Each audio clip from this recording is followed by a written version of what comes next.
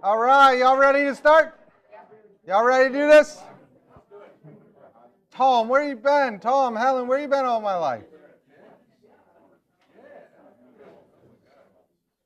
All right, we're gonna get rolling here. I got this plugged in.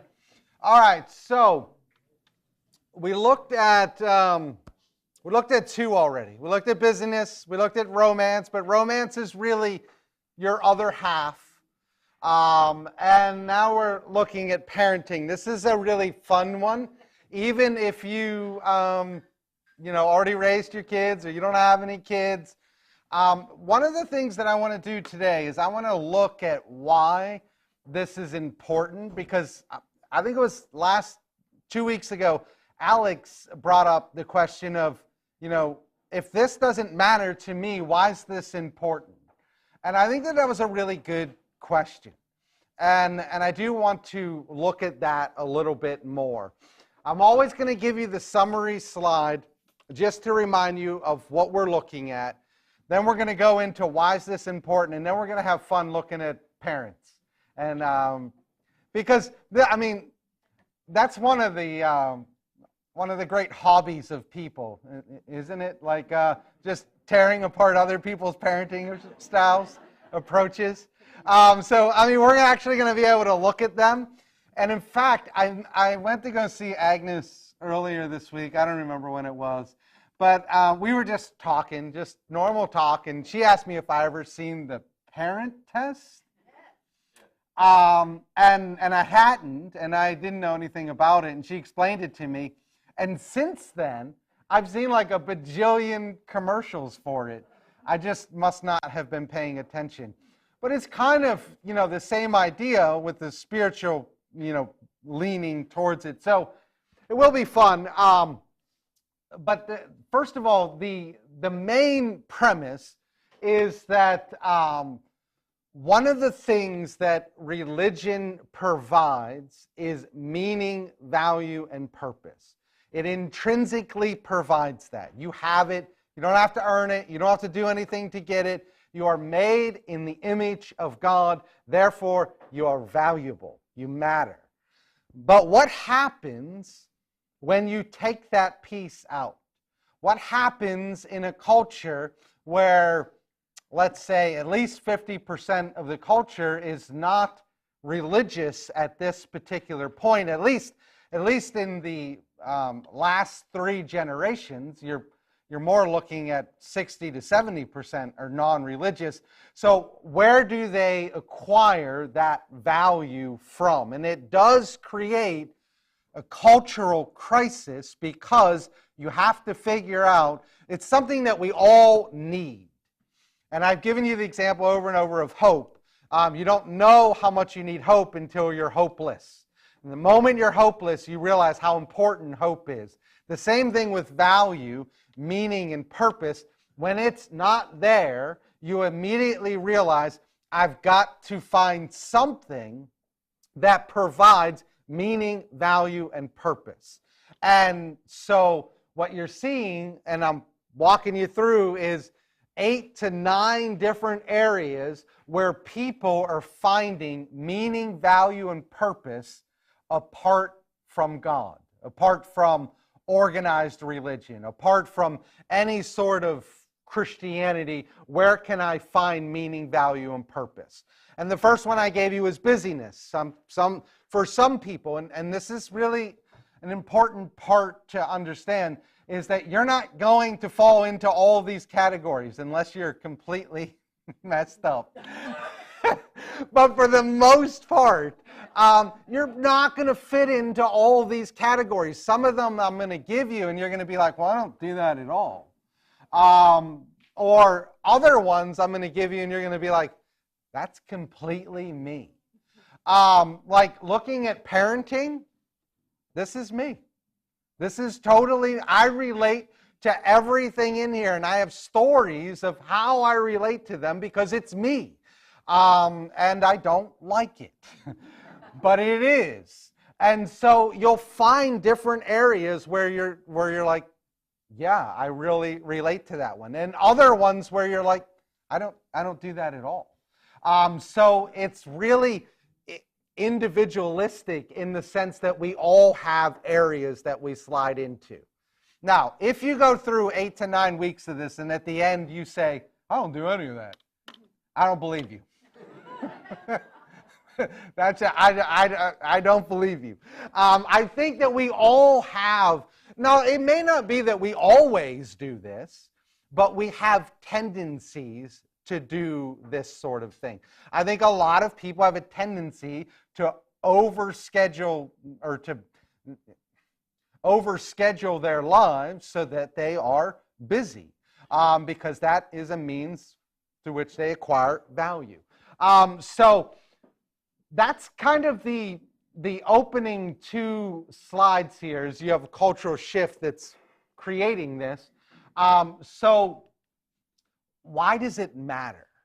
I think it matters for several reasons. And the first one I've already gone over with you. I think it matters because even if you know, by and large, we have everything together and we find our value, meaning, and purpose in God. Even if that's the case, you will still find times that you will fall into these because we're not perfect, because we're not, we're not able to hold this completely. It's not like we always just walk around with halos over our head. We struggle in these areas. So even if you sometimes, or even if you're oftentimes making sure that your value is attached to God, you still have tendencies to fall into some of these. In addition to that, you and I live in this world, and you have children and grandchildren and friends and neighbors and coworkers, and I can guarantee you they're doing this. They're doing these things. And part of finding value and meaning and purpose in these is that they're always going to fail you, and they're always going to be a burden because they're not intrinsic. You don't just have it. You have to earn it, and once you earn it, you got to keep it. You know, it's just like every single person who's had a business, you know, there's this moment where they arrive, where they've earned it. But now they got to keep it. And that's a whole different burden. A whole different burden of now I've got to stay here, or I've got to keep going up. And so it's the same thing with finding meaning, value, and purpose in these side issues, is that you always have to keep going. And it becomes very difficult. It becomes a burden to them. And part of what it means to be a Christian is not to heap more burdens on people, but to be somebody who can come alongside somebody and take them off. And knowing the burden that people have is really, really helpful. Knowing what people are doing. And you can see this. I gave you the example of busyness. When you greet people, they say, I'm really, really busy. And what they're communicating to you is, I have great value. I'm very important. I matter. So that's one area. But you can see this in, you know who struggles with the romance piece? I'll give you a couple examples. But clergy wives. If you've ever been to a clergy wives group, their value is tied to, well, I'm the priest wife. I'm the wife of the priest. Well, nowadays you can put the husband in there too.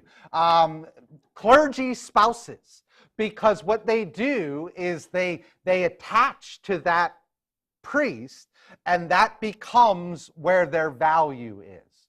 I am valuable because I'm the priest wife, or I'm the priest husband. Military husbands, military wives, value attached to, well, my husband or my wife is a soldier, they serve. Doctors, any position where people look highly at you in a certain segment. So you have some positions where you're looked at highly across all segments. So for the most part, doctors are looked highly across all segments. And so doctors' wives will oftentimes have their identity, or doctors' husbands, their spouses, will have their identity attached to, well, my spouse is a doctor.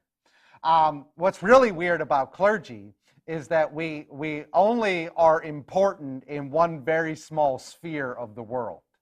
And once you take us out of that sphere of the world, our importance is pretty non-existent as far as how the world views you. You're actually looked at pretty lowly. So when you're in church, what you'll find is clergy wives attached to this all the time. So that's on that piece. So if any questions on why this matters? Did I do an adequate job explaining why it matters? All right. I think it's extremely important to be able to look out at the world around you and to be able to see what's happening and to be able to interpret the times that we live in. This is happening because of this. So let's get into parenting, because parenting's tons of fun. And I've already done this. This is me. Now, there are several segments of the parenting paradigm, and I don't fit into all of them. I will tell you where I certainly fit in. There are other areas where I am the complete opposite. But the book starts this chapter with a pretty interesting story of a child going to a school admissions interview. And what you have in that school admissions interview is both parents are there, and both parents are super nervous, and the child is pretty calm. And he gives the example of the father saying to the child, remember to be the yourself we talked about, which is awesome. And the child is being examined, but by extension, the parents know that they are being examined. Is the family enough? That is on the line. And the reason that this story is so priceless to me is I remember doing that at Holy Trinity. I remember going through the admissions entrance interview. I remember both of us being there, and the author points out that's the first indication that this isn't just a child thing, this is a family thing, because you're all going to show up, because you're all being interviewed for enoughness. It's not just the child, it's the family. And I remember talking specifically to Cohen about how I wanted him to be himself. The school that both parents be there, or the parents feel like we better be there? I don't believe that it's a requirement, but I believe that parents felt like they needed to be I believe we did it to look our best. And so, he starts out this chapter just nailing me right off, because I remember all of this. And I remember how I felt like, well, what if he's not accepted? And I didn't even care if he went there, because it's expensive. It wasn't like I was 100% invested in him going there. There are other schools. But I do remember feeling like, what does it say about us if he isn't accepted into this school? And then, when Luke went forward, I was terrified. like, oh, we're not getting in. Somehow he made it. But this is how the chapter starts out, and it's laying the foundation that oftentimes what we do with our kids is not necessarily done for their best interest as much as it's done for what we think is the family's best interest. And you see a lot of parenting that moves down those roads. I'm going to hit on specifically 3 different types. And they're fun to look at. So we'll at least have fun if you don't relate to it. Anybody else relate to this entrance exam that you got to go through? It's terrifying. And you know, Cohen didn't care at all because we put him in there when he was in preschool. What is he? He's 4. He doesn't care. And Luke doesn't care about anything, so he didn't care. But we cared immensely because it spoke of us. So, you know, moving on from there, another example, another fun example is my child is an honor student at such and such school. Anybody put those bumper stickers on their car? You can confess. So you know what's really interesting about that is you know, in some cases it's meant to be you know, I'm really proud of my kid, and I will give an out on this. When we got the stickers from Holy Trinity, just the like logo, my kids immediately wanted me to put it on my car. Because they were proud of it. They wanted it. Now, my car's not metal, so it just fell off. So I was saved by that, like the magnet things. But they immediately wanted it. And sometimes, you know, parents will put those stickers on there because their kid's really proud of that.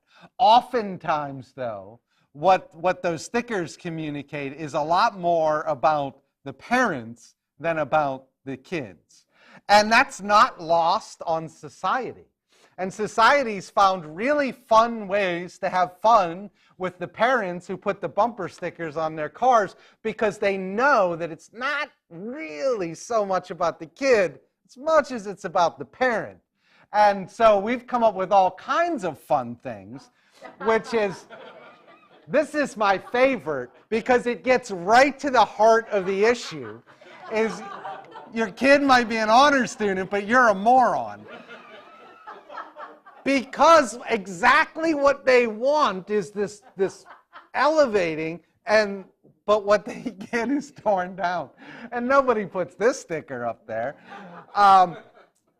So, you know, just interesting ways that you can look out and see what people are doing. But why are we doing these things? And what do these things communicate about us? Now, we don't want to lose the fact that they do, you know, parents are proud of their kids and they do want to elevate their kids. But what tags along with that is the elevation of the whole family. The whole family is being elevated. And as a result, what we're doing is we're finding our value and our meaning and our purpose in I'm a good parent. And I'm a good parent because my child's on the honor roll, because my kids got into this school that we wanted them in. All these ways that we can show I'm a good parent, I'm enough. The family is good. And so those are just a couple fun examples. But once you move from there, you get into the actual kind of parenting types, the parenting styles. And 2 of them are really fun to look at. I do not fall into these categories. This is not my issue. I've got my own issues. I am not a helicopter parent or a bulldozer parent. Anybody know what a helicopter parent is? Yeah. Yeah, you got to hover over your kids all the time. You can't let them fall or get hurt. You can't let their feelings get hurt. You can't let them be made fun of. You've got to protect them in every single area. And so you're always around. You're always there. I'm like, dudes, go outside, have some fun, eat some dirt. It's good for you. But helicopter parents are generally the ones that are always, you know, kind of around making sure nothing bad happens to their kids. Anybody know what a bulldozer parent is? Clear the way. Parents that move every obstacle out of the way of their kids.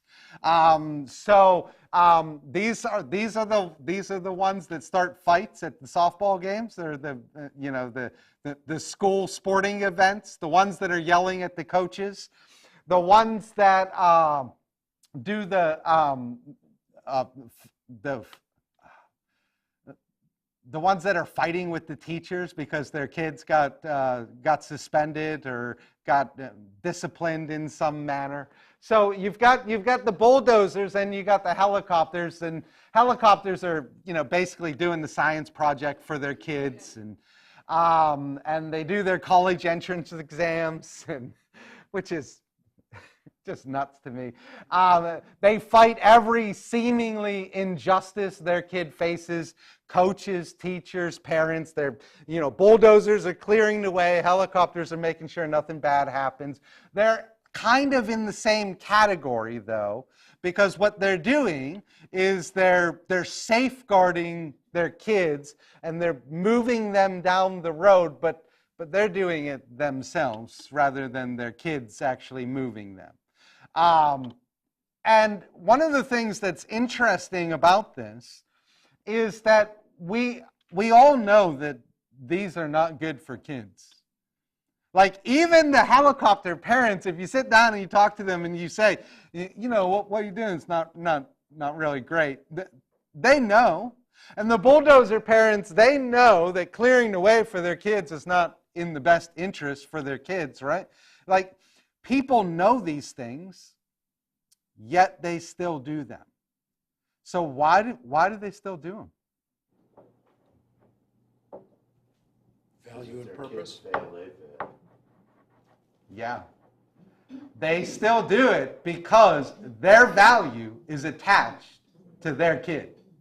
And they're going to make sure that their kid moves down the path, because as their kid moves down the path, they rise in value. As their kid falls back on the path, they diminish in value.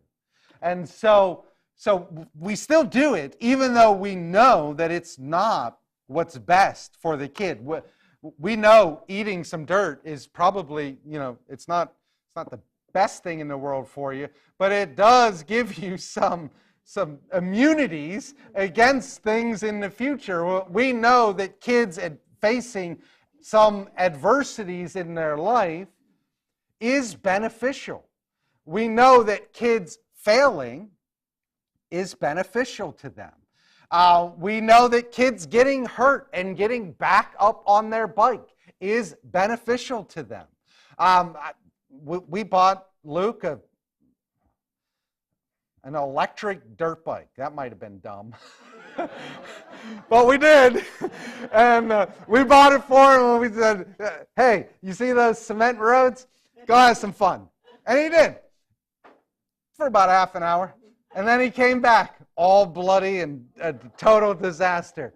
And he said, I'm never getting on that thing again. And I said, oh, yes, you are. And he thought that I cared because it was expensive and I didn't want to waste my money, which I did. But I also care immensely that he gets back on the bike. Like, there's no value in falling and then never getting back up on the bike. The value is I fell, I got hurt, I'm going to do it again, and maybe this time I won't fall. And so now he's back on his dirt bike. He's fallen 3 times. It's a mess. I just always pray that he does it when Michelle's home rather than me, because I don't do well with blood. But I have found that I'm surprisingly rise to the occasion when it's necessary. What's that? How does it make you feel? Well, I'm all right with it as long as he gets back on the bike. I mean, what does that say about you when he falls? Oh, well, you mean as far as the blood issues? Oh, I got you. Yeah, he should be a better rider. He should definitely have more skills. I was much more skillful on my bike than he is. Yeah, so we all, people do this, but we know it's not good for the kids. And part of the reason that we do it is the idea of upward mobility. And that's the whole idea of that, it's our own justifying story of our family. And it's that I did better than my parents. And you're going to do better than us.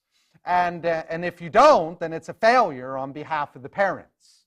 The whole goal of the family unit is to, first of all, I've achieved further than my parents did. And if I'm going to succeed at being a parent, well, then you're going to have to achieve further than I did. What if your kid doesn't want to? What if your kid doesn't? What if you're a doctor and your kid doesn't want to go to med school or be a lawyer or something equivalent? What if your kid wants to be a plumber? What if they love working with their hands? But the idea of upward mobility is that, well, if that's the case, then I'm a failure. Then I failed as a parent. And I'll be judged by society based on that. And you all know that it's true. If your kids don't measure up to at least where you are, you must have done something wrong. And this is the idea that our culture has. So, this is why parents are so invested in what school their kids go to, even when their kids aren't invested in what school they go to. The parents are. You got to go to this school. Why? Because you got to get this kind of job. Why? Because we have to look good. And if we don't look good, then what does that say about our parenting? It doesn't say good things about it.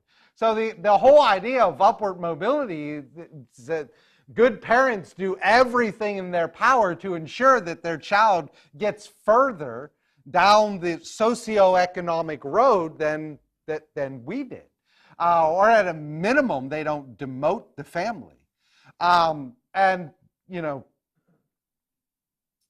think this is a very much a real idea that people have. And so if that's your idea, then if they do that, then you're a good parent. But what happens if they don't do it? Then you're, by extension, you're a bad parent.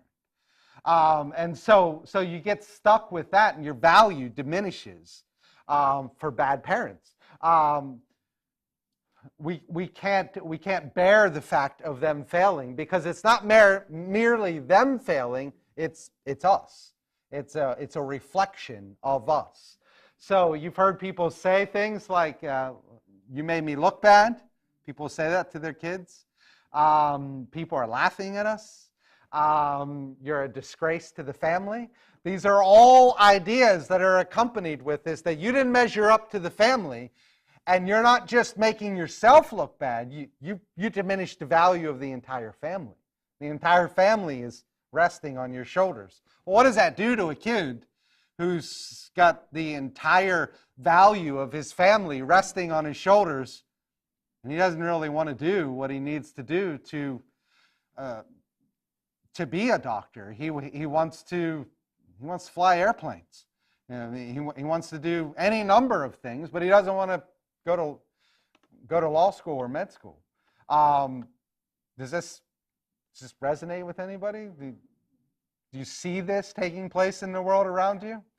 I think you can see this everywhere. Where my kids go to Holy Trinity, so pretty much every conversation with the people there is a conversation along these lines. Don't you want your kid to do this? I don't know. Do they want to do that? I mean, who wants a horrible doctor that doesn't want to be a doctor? There are lots of kids that don't want to go to med school, don't want to be lawyers. So the whole idea of upward mobility, and then you've got the reverse, which is the tiger parenting. This is me. This is where I fall in. Because this is how I was raised. And because I was raised this way, this is what I do to my kids. And I read this book about 3 years ago. So I'm about 3 years into trying to reverse about 30 years of what's been put into me. But this was kind of my idea of parenting. Very strict, kind of, you do this, you do this, you do this, and then you go here.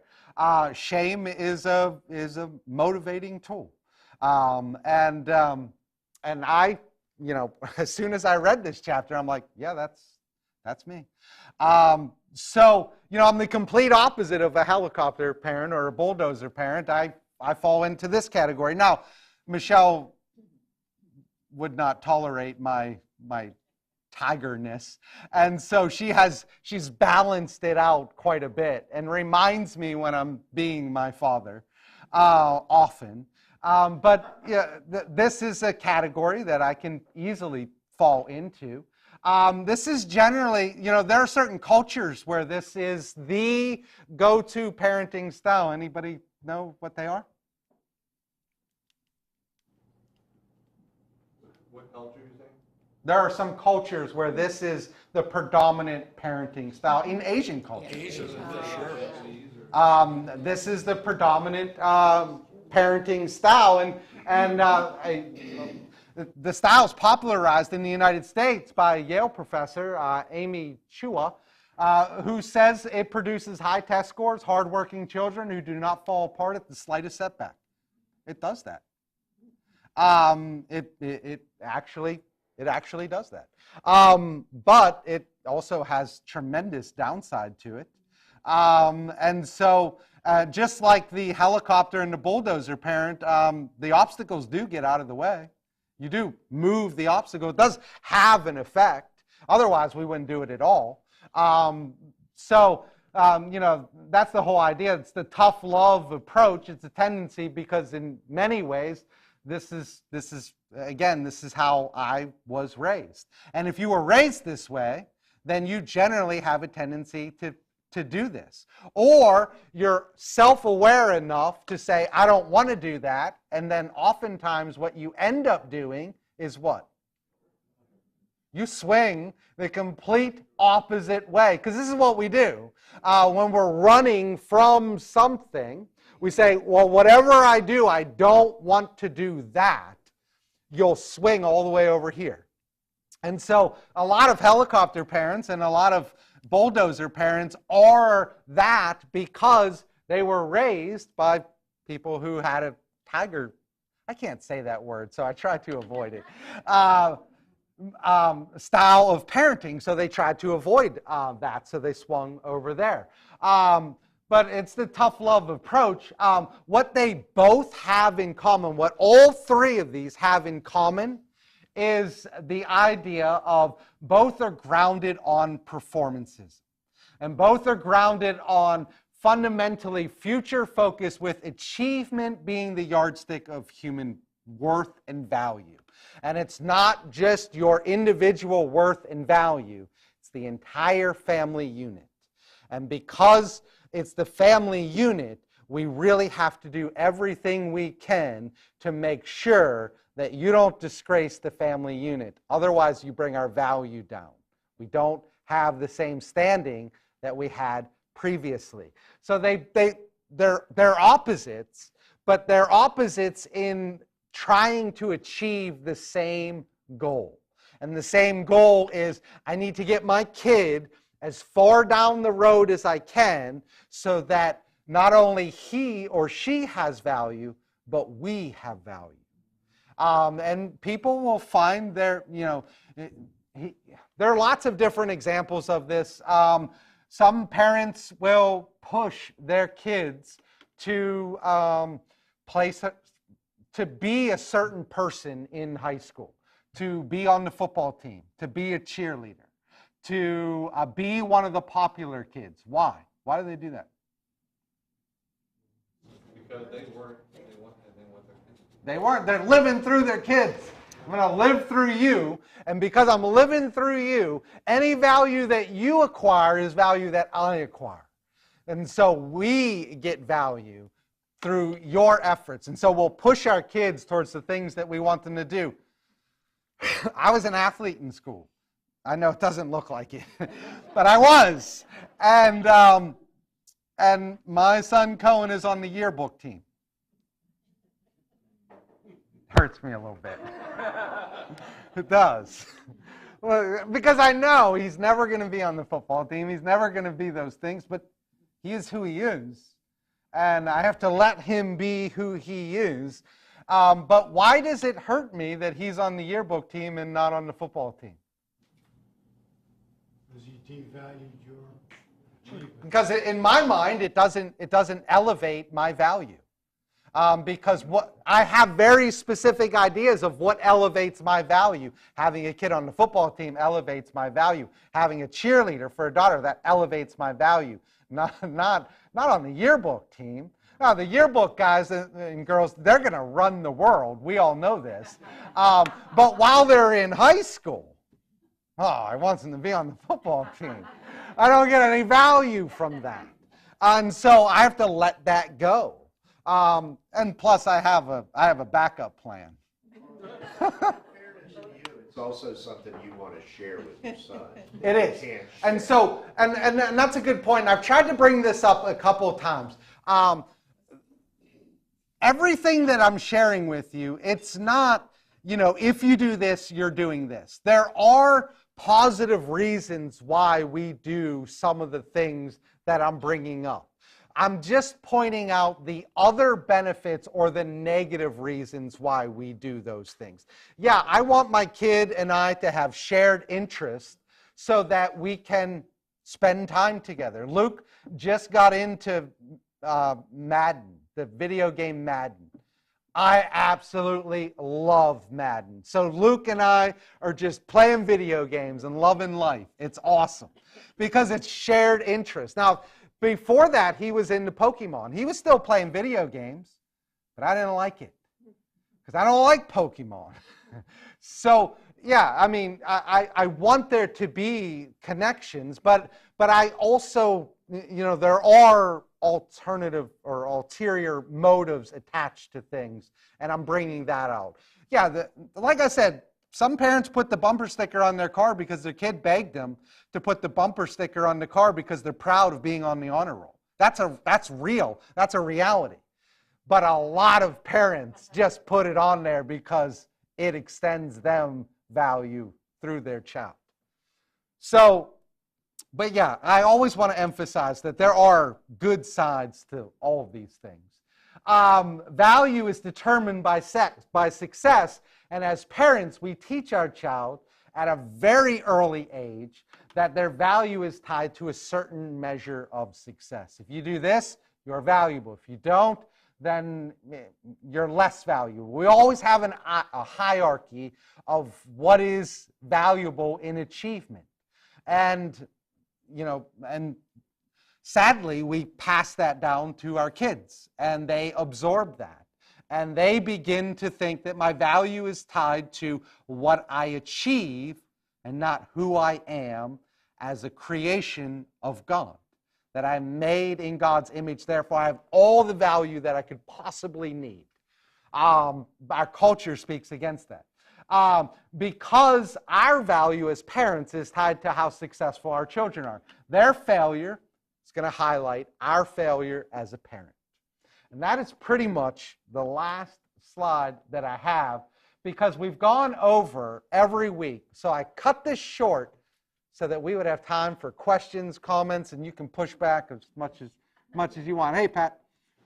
I think today parents really don't have that much control. Social media does. They're finding their value on social media sites. And that's pretty scary. Yeah, we're going to talk about, we're going to talk about that in a future one, because it is terrifying. Because the people that are influencing your kids, and in fact, Michelle and I just had a conversation of we need to pull back the electronics, because what is taking place is that the more that they're on the electronics, the more influence the individuals on those electronics have on my kids, and by extension, the less influence I have. And so I always, but we struggle with, we want our kids to be able to use these things, to be efficient with them, because that's the world that they live in. We want them to know about them. But we also want to be the ones to instill value in them. And so every time, I try, not every time, but I try when my kids learn about some new thing in life that I shielded them from for as long as I could, then we have to sit down and have a conversation about that and say, I know that this is what's out there, but let me tell you what's in here. Let me tell you about what we believe. And so it is terrifying. Randy? This concept of upward mobility as society as a whole is changing.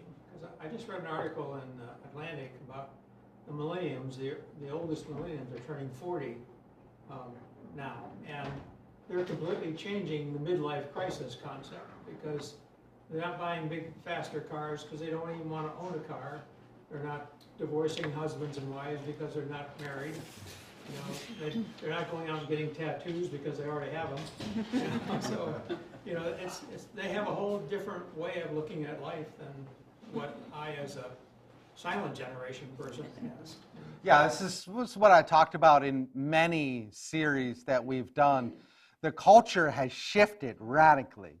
And so what you're looking at in these 3 generations coming up is not anything like the world that you and I know.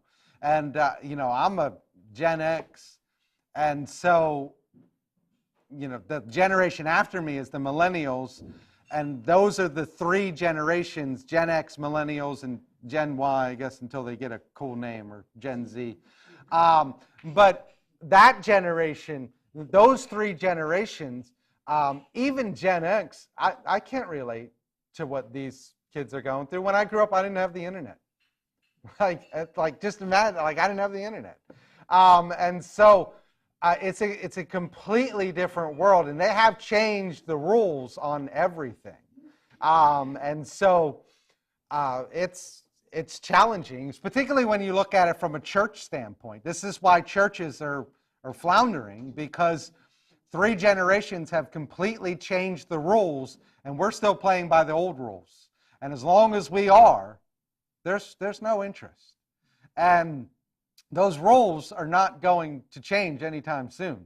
Like Randy said, they're not buying cars, they're not even getting their driver's license. Seriously. I told Cohen, I don't care if you want your driver's license, you're getting it. And you're driving, and you're going to go do stuff, and you're going to go, drive yourself, and you're going to go get groceries for us. Because I demand it. Exactly. Give them a list. Exactly. So, but, they're not even getting driver's license. They're not buying homes. They're not buying cars. They're not doing the things that we all think people do. They're not. You know what else they're not doing? Not going to church. And that's not changing either. And so, but it's every institution. They're not using banks. It's every institution that we have valued as a culture throughout history, throughout the history of this country, are all struggling to figure out, what am I going to do? Car dealerships.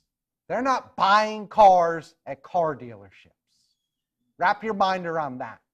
Well, Bookstores. So everything that we've built the culture around, that we value, that we think, well, that'll never go away. Oh, yeah? Like Sears and Kmart? Yeah. Blockbuster? Those things are gone. A lot of things in the culture are going to start shifting. And so parents are struggling to figure out how to, I'll give you one example. I'll wrap this up with this last example. When I graduated high school, I didn't go to college. I went into missions. I did missions for 3 years, and then I was a youth minister for a period of time. I didn't go back to college for 8 years. And I only went back to college because I wanted to go to seminary. And they told me the only way you can go to seminary is if you go to college. So I said, okay. So I went to college, got my degree. But I will tell you that during those 8 years, I felt like there was a void in me because I had not done the thing that I need to do to be successful in the world that I live in. I am not raising my kids with that mentality. College is optional. And in fact, if you don't go to college, I'm 100% behind you. Because we live in a world now where you can be far more successful without a college degree than you ever can with a college degree. And to back this up, we send our kids the Holy Trinity. That's their college fund. There is nothing. There's nothing there when you graduate high school. You want to go to college? Great. Do what I did. Work hard, pay your own way, you'll make it, I promise. There's no college fund. I look at college is optional. And you've got 3 generations that are looking at it and they're saying the same thing. Now that's weird to say from me. I have 3 degrees, and it was poured into me that you need these. If you don't have these, you're going to be a total failure. That's not the world we live in right now. The world we live in is completely different. And so you've got old school parents pushing their kids to get a college degree, and their kids are like, I don't want a college degree, and they're not doing it. Like all the other things Randy brought up, they're not going the traditional route that we assumed that they would. There's my boy. Oh, there's the other one. We're going to have to wrap this up. All right. Y'all been fun. This is the last of these on Sunday. They are now the Lenten series. They will be on Wednesdays, but not this next Wednesday, because it's Ash Wednesday. But they will be the Wednesday after that. I can't remember what we're looking at next week, but it will be thrilling and fulfilling. Billy? As a point of interest, when you were at the interview for Holy Trinity, did you find yourself answering questions that were asked of your children? No, that I actually not interview. They took our kids into a private room. Oh, okay. They interviewed them. They did the test, and so we actually didn't. It was kind of pointless for both of us to take off work and to be there, but we thought that would matter immensely, and that's why we did it. But yeah, they didn't actually interview. I see that they'll ask the kid a question and one of the parents will answer before the Yeah, no, we had the hopeless feeling of, oh my gosh, who knows? Who knows what he's doing? He could be in there picking his nose, and off in La La Land. Ruth? Well, doesn't it start in 2 weeks? The Seculosity? Yeah. I don't know the exact. The 8th, I think. Okay, yeah, the 8th sounds right. Okay. Yeah, 2 weeks. We're doing the Lenten, the whole series, the soup, the evening prayer. It starts on the 8th, not next week. Thank you, Ruth.